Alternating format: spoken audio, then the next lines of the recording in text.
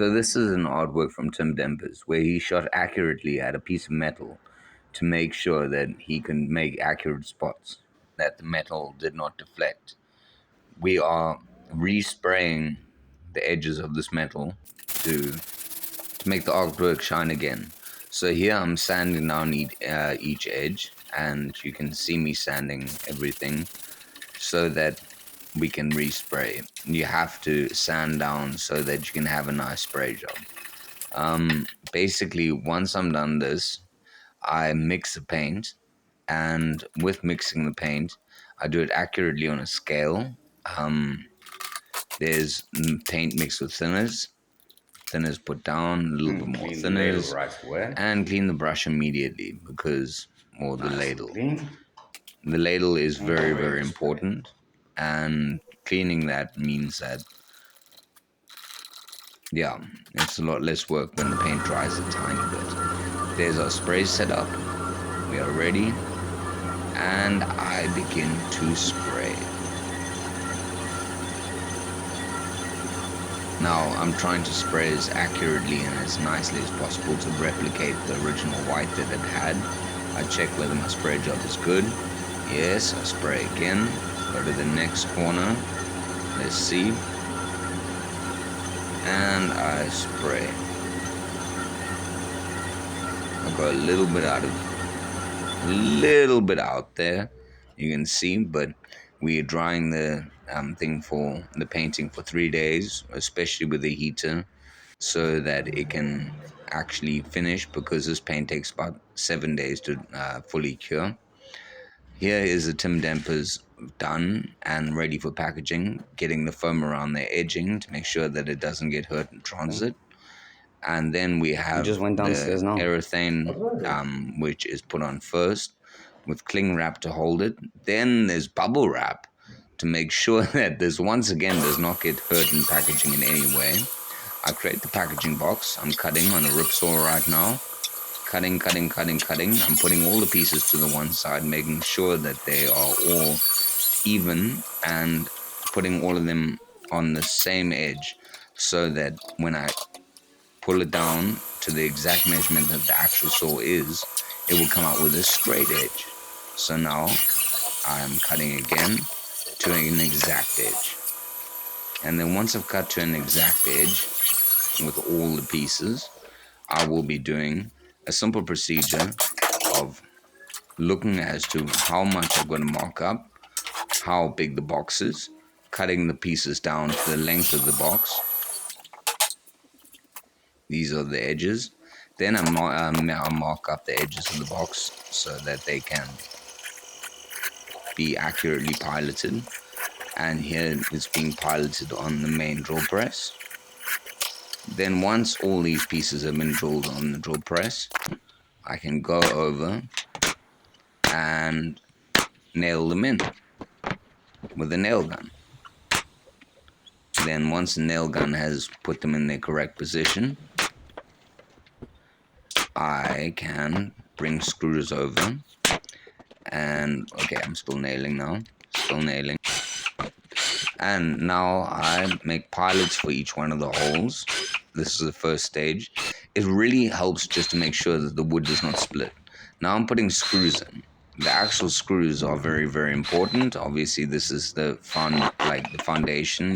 This is what holds the whole structure of the box together, making sure that the art piece gets to the client in the most perfect way. Then we put the bench saw together, measure how long the box is, because we want to make the cover sheet for each side. So that is very, very simple. We take a piece of 6mm and cut it.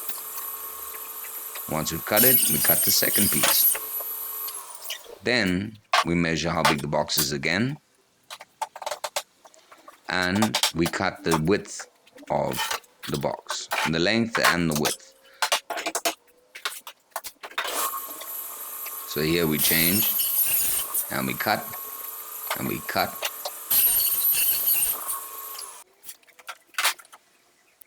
And then we go back to the box and we nail it down. Put the nailing thing in, dum dum dum dum dum, nail down, accurate, flush, and every way. Then we put the screws in. And once we put all the screws in, it is time to flip it over. But it's not quite time to flip it over because there's a lot more screws to put in. This is what I'll edit down for my shorts. I definitely will do that because there's a lot of screws to put in. You can see, like, I'm literally just putting screws in for a while. And then I go with a router. Haha. Router goes around. And once the router has gone around, I sand off every edge. And I make sure every edge is perfect. Once every edge is perfect, then I flip it around. Route again.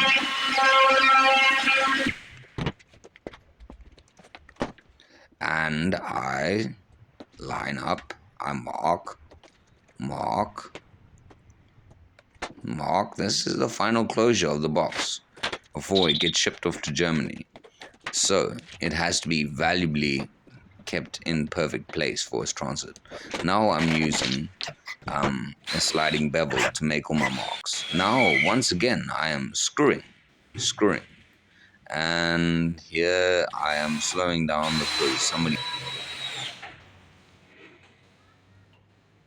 That's the next time we draw.